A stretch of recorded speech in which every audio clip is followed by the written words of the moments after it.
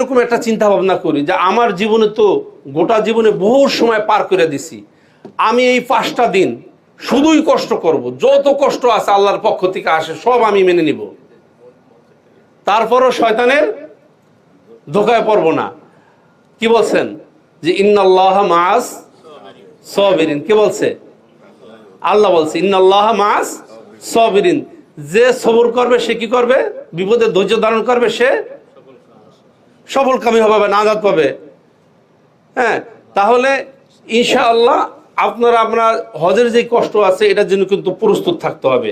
অনেক কিছু থাকে, যেহেতু আমাকে ওই আলবারাকা হজ গ্রুপের চেয়ারম্যান সাহেব বলছেন যে আপনি হজের জন্য কিছু কথা বলেন।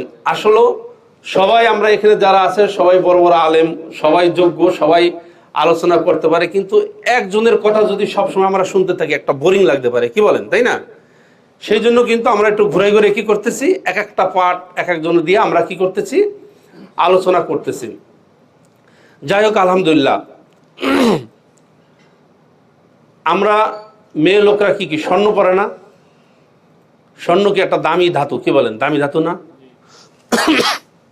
এই স্বর্ণটা কি এইভাবে হয়ে গেছে, গলায় উঠছে?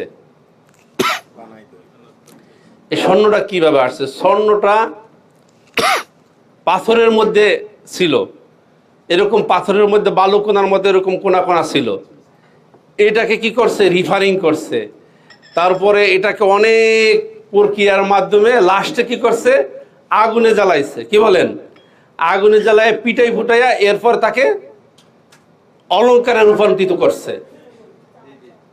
আপনার আমার বুঝতে হবে যে আপনার আমার জীবনে অনেক পথ আমরা অতিক্রম করছি, অনেক ভালো কাজ করছি, অনেক মন্দ কাজ করছি, এরপরে এরকম কাজ করছি যে এটা আল্লাহ ছাড়া জমিনের কেউ জানে না। আপনি আমি হয়তো বা এরকম কাজ করছি যে এটা জমিনের কেউ যদি জানতো, নিজের বাবাও যদি জানতো, সন্তান বলে পরিচয় দিত না, নিজের মাও যদি জানতো, সন্তান বলে পরিচয় দিত না। এরকম গুনাহ হয়তো বা আপনি আমি করতে পারি। তাহলে আপনার আমার জীবনে, গোটা জীবনে বিশাল একটা পথ অতিক্রম করে এখন আমরা আল্লাহর ঘরের মেহমান হিসাবে আল্লাহ রাব্বুল আলামিন আমাদেরকে কবুল করছে, আমরা আল্লাহর ঘরে যাব। এটা কিন্তু আমাদের জীবনে বিশাল বড় একটা পাওনা। আমি অনেক সময় বলে থাকি যে একজন মানুষের জীবনে যদি আল্লাহ তাকে এতটুকু তৌফিক দেয় যে তার মেহমান হিসাবে, তাকে আল্লাহর ঘরের মেহমান হিসাবে কবুল করছে, তাহলে তার বুঝতে হবে যে এই পৃথিবীর মধ্যে সবচেয়ে সৌভাগ্যবান ব্যক্তির মধ্যে আমিও একজন সৌভাগ্যবান ব্যক্তি, যে আল্লাহ রাব্বুল আলামিন তার মেহমান হিসাবে আমাকে কবুল করছে। সুবহানাল্লাহ বলবেন না?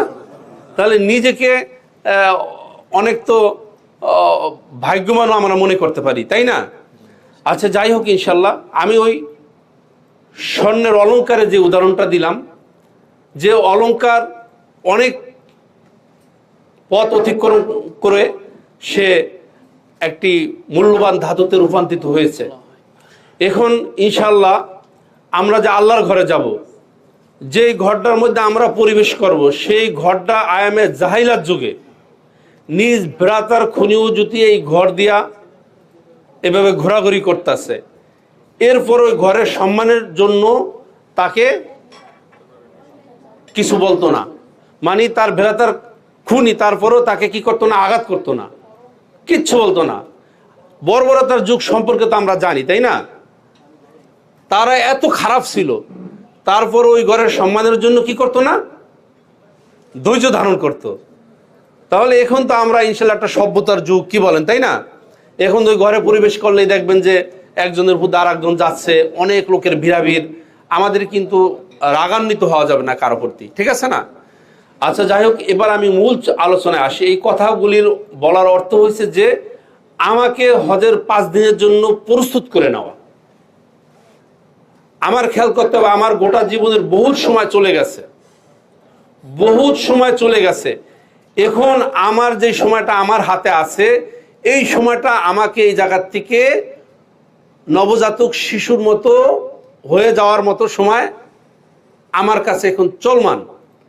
এই সময়টা যতই কষ্ট আসুক, যতই মানে বাধা আসুক, যতই ধৈর্য ধারণ আমার ধরা লাগুক, সবকিছুর জন্য ইনশাল্লাহ আমি প্রস্তুত থাকবো। দিন তো 5টা, কি বলেন?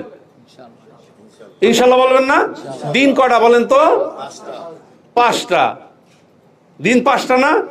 যত ঝড় আসুক, যত বিপদ আসুক, যত ধৈর্য ধারণ করা লাগুক, শয়তান যাতে আমাদের ধোঁকা না দিতে পারে। আপনারা টেনশন করেন না যে আমি এত বড় আপনাদের মানে ধৈর্য বা এত বড় হজ কষ্ট এত কথা বলতেছি। আপনাদের আর একটা একটু উৎসাহিত করি, দেখেন এত কষ্ট এরপরও যে হাজি সাহেবরা হজ করে আসে, হ্যাঁ, এরপরও সে